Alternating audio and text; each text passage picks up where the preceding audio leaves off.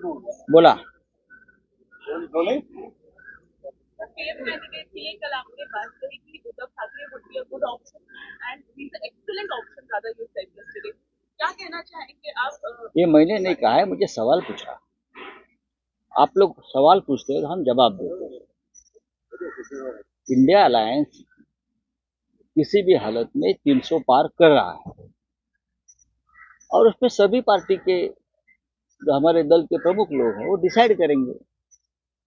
जब हमें पूछा गया तो उद्धव ठाकरे ऑप्शन हो क्या, बोले क्यों नहीं हो सकता। महाराष्ट्र के मुख्यमंत्री रह चुके हैं, अच्छा काम किया है, देश में एक अच्छा फेस है, लिबरल फेस है, तो उनके चेहरे को एक्सेप्टेबिलिटी हो सकती है। लेकिन इंडिया अलायंस में और भी चेहरे हैं, एक नहीं और भी चेहरे हैं। अगर देश का नेतृत्व करने की आ, है हमको, अगर मिलती है महाराष्ट्र को मौका मिलता है तो उसका स्वागत हम करेंगे ही ना। लेकिन इंडिया अलायंस में कांग्रेस सबसे बड़ी पार्टी है और भी दल है जो अपने अपने राज्यों में चुनाव लड़ेंगे, उनके भी नेता है। तो नेतृत्व कौन करेगा ये अब सवाल नहीं है, तानाशाही को हराना है सब मिलकर, ये सवाल। भारतीय जनता पार्टी में तो एक ही चेहरा है ना, और कौन सा चेहरा है क्या। घिसा पिटा वही चेहरा 10 साल से चल रहा है और लोग उनको अब एक्सेप्ट करने नहीं जा रहे। मोदी जी और उनकी पार्टी हारने जा रही है, बुरी तरह से हार रही है। तो इसलिए सवाल है कि इंडिया आघाड़ी का चेहरा कौन। इंडिया आघाड़ी में बहुत से चेहरे हैं, उनमें से उद्धव ठाकरे। उद्धव ठाकरे ये कह रहे हैं कि नाना पटोले ने ये कहा था कि आपकी बातों पर ज्यादा ध्यान न दिया जाए। कल तक आप राहुल गांधी के नाम के लिए पिच कर रहे थे और अभी आप उद्धव ठाकरे की बात। देखिए, नाना पटोले जी के बात पर ज्यादा ध्यान मत दीजिए। राहुल गांधी के साथ हमारे अच्छे रिश्ते हैं, ये प्राइम मिनिस्टर पद का झगड़ा नहीं है। हम क्या बोलते हैं ये कांग्रेस वाले को समझ में नहीं आ रहा है। राहुल गांधी जी देश के नेता है, अगर राहुल गांधी जी बनना चाहते हैं तो उनका स्वागत है। लेकिन और भी चेहरे इस देश में है, और ममता जी है, अखिलेश है, उद्धव ठाकरे जी है, और बहुत चेहरे हैं ना, खड़गे साहब है।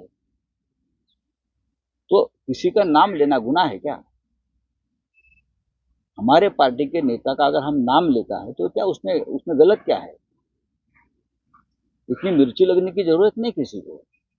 सर, उद्धव ठाकरे जी ने कल धारावी में एक बयान दिया जिसमें उन्होंने कहा कि 2019 में देवेंद्र फडणवीस ने ये कहा था कि वो आदित्य को ग्रूम करेंगे और आने वाले 2.5 साल के बाद वो केंद्र में चले जाएंगे, दिल्ली में चले जाएंगे और मुख्यमंत्री बनाएंगे आदित्य को। देखिए, इसमें कितनी सच्चाई है? ये सच्चाई है, ये पूरी तरह से सच्चाई है। देवेंद्र फडणवीस जी जब मुख्यमंत्री बने महाराष्ट्र के, तब उनको ये बड़ा सपना था कि मैं देश का प्रधानमंत्री बनूंगा और मोदी जी की जगह पर जाऊंगा। उनको तो ये भी सपना था कि मैं पहले गृह मंत्री बनूंगा। ये उनका बहुत बड़ा एक, इसीलिए तो उनका काट दिया ना और डिप्टी सीएम बना दिया। मैं प्रधानमंत्री बनूंगा, मेरा कद अब इतना बड़ा बड़ा है कि मैं योगी जी को भी पीछे हटाकर या मोदी जी को भी पीछे हटाकर मैं प्रधानमंत्री बनूंगा। ये उनके दिमाग में चल रहा था, और उद्धव ठाकरे साहब ने जो कहा है ये सच है। उद्धव ठाकरे कभी झूठ नहीं बोलते। हमारी राजनीति झूठ के ऊपर टिकी हुई नहीं है। सर, सलीम जावेद की स्क्रिप्ट रोजाना लेकर कुछ नेता आ जाते हैं, ऐसा ट्वीट किए हैं देवेंद्र फडणवीस और कह रहे हैं सही समय पर इसका जवाब देंगे, मकुल जवाब देंगे। ये माकुल बिल्कुल छोड़ दीजिए। उद्धव ठाकरे ने जो जवाब दिया वो सही है। उद्धव ठाकरे ने कहा ये सही है।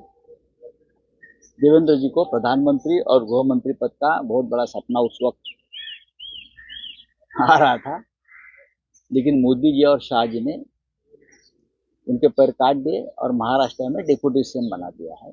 उसका एक वजह ये भी है, तो दिल्ली आकर प्रधानमंत्री बनने का ख्वाब लेकर आने का उनका जो एक ख्वाब था वो मोदी और शाह जी ने खत्म कर दिया है। सर, एक ज्वाइंट सभा जो है झारखंड में आज हो रही है जिसमें 14 इंडिया अलायंस के जितने भी घटक दल हैं सभी बड़े वरिष्ठ नेताओं को वहां पर बुलाया गया है। आपकी पार्टी से उद्धव ठाकरे जी को जो है आमंत्रित किया गया था। ये बात सही है, ये बात सही है कि झारखंड में इंडिया अलायंस का एक रैली आज हो रही है और हेमंत सोरेन जी की तरफ से उनकी पत्नी बहन जी हमारी, मेरे से भी बात हो गई, उद्धव ठाकरे साहब से भी बात हो गई। लेकिन आप देख रहे हो कि महाराष्ट्र में चुनाव प्रचार चरम पर है। आज भी उद्धव ठाकरे मुंबई से बाहर जा रहे हैं, लेकिन हमने ये सोचा है कि हमारे पार्टी की तरफ से कोई ना कोई वहां पहुंच जाए। ये बात सही है। सर, अनिल बोंडे जो राज्यसभा सांसद है बीजेपी के, उन्होंने अमरावती में कहा कि जो टिप्पणी आपने उनके ऊपर कही थी उसके लिए अगर छत्रपति शिवाजी महाराज होते तो आपकी जबान काट दी जाती, बाला साहब ठाकरे होते तो कान के नीचे बजाते। इस बयान को कैसे देखते? कौन बोंडे? मैं पहचानता नहीं हूं, ये कौन बोंडे है? एक बोंडे हमारे पास था, शायद वही हो सकता है जो हमारे पार्टी में हमारे सामने नाक रगड़कर हर चुनाव में सीट मांगता था और हम उनको सीट देते थे। अब शायद बीजेपी में होगा, वही होगा, तो मैं उसके ऊपर बात नहीं करूँगा। खूप चेहरे आहेत।